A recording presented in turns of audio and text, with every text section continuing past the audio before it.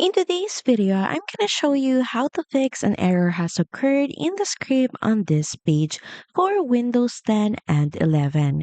So the first thing that you may want to do is open up Task Manager. You can simply click on the Start menu and search for Task Manager to open it up. Now once inside in the left panel, switch to the Startup Apps tab. Now from here, look for OneDrive folder. So click on it and make sure that you disable it by clicking on the disable button. Now the next fix that you can do is by heading first to the start menu, then search up internet options, then click on it. Now from here, head over to advanced tab and from here, make sure that you tick the box beside disable script debugging setting. Then now switch to General tab and click on the delete button below the browsing history.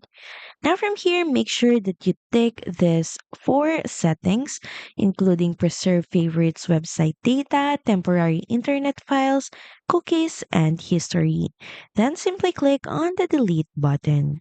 From there, see if the problem has been fixed. So that's pretty much it. Thank you very much for watching this video, and I'll see you again on the next one. Bye!